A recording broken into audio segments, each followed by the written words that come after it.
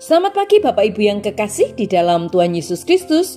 Pagi hari ini saya Eka Wayu Suryaningsih kembali menyapa dengan kebenaran firman Tuhan yang terdapat dalam Yesaya 30 ayat 15. Yesaya 30 ayat 15. Sebab beginilah firman Tuhan Allah yang Maha Kudus, Allah Israel. Dengan bertobat dan tinggal diam kamu akan diselamatkan. Dalam tinggal tenang dan percaya terletak kekuatanmu, tetapi kamu enggan. Amin. Bapak Ibu yang kekasih di dalam Tuhan, panggilan dan visi berjalan beriringan. Panggilan Tuhan dalam hidup kita adalah visinya untuk hidup kita. Jika kita ingin mendapatkan visi Tuhan untuk masa depan kita dan mengalami perubahan yang nyata, maka kita harus mendapatkan panggilannya dalam hidup kita.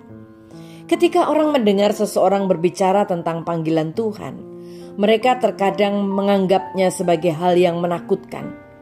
Seolah-olah siapapun yang dipanggil harus menjadi misionaris atau menjadi pendeta atau pergi ke suatu bagian dunia yang terpencil untuk melayani Tuhan. Tetapi sebenarnya panggilan Tuhan bukanlah sesuatu yang menakutkan atau rumit. Tetapi itu hanyalah rencana dan tujuan Tuhan bagi hidup kita. Setiap orang di seluruh dunia dipanggil oleh Tuhan. Kita semua dipanggil untuk mengenal Tuhan dan mengasihinya, dan untuk berbagi kasih-Nya dengan orang lain.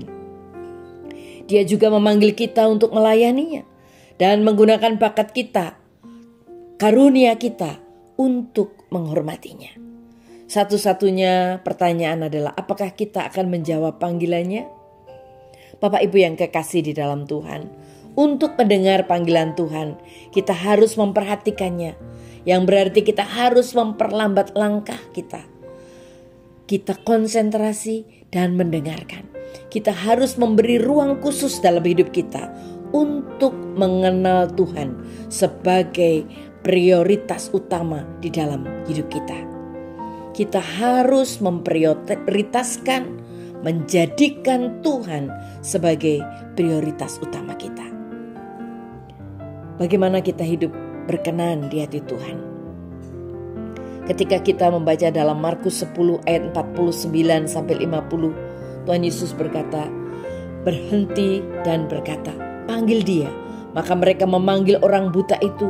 Bergembiralah, berdirilah, ia memanggil engkau. Ia pun melemparkan jubahnya, lalu berdiri dan datang kepada Yesus. Bartimius bisa saja tidak mendengar panggilan Yesus ketika dia tidak memperhatikan. Dia mungkin begitu fokus berteriak, aku di sini, tolong aku, dan seterusnya. Sehingga ia tidak menyadari cara Tuhan yang tak terduga memanggilnya melalui suara-suara di kerumunan yang berkata, bergembiralah, berdirilah, dia memanggilmu.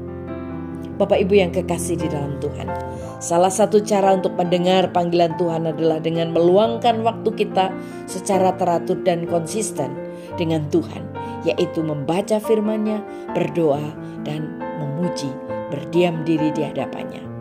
Yesaya 30 ayat 15 mengatakan, dengan bertobat dan tinggal diam, kamu akan diselamatkan. Dalam tinggal tenang dan percaya terletak kekuatan. Amin. Mari kita berdoa. Tuhan Yesus, terima kasih buat firman-Mu hari ini. Engkau mengajar kami Tuhan, supaya kami sungguh-sungguh memfokuskan hidup kami kepada Tuhan, sehingga kami boleh mengenal panggilan Tuhan untuk melakukan visi Tuhan yang terbesar dalam hidup kami. Dalam nama Tuhan Yesus kami berdoa. Haleluya. Amin.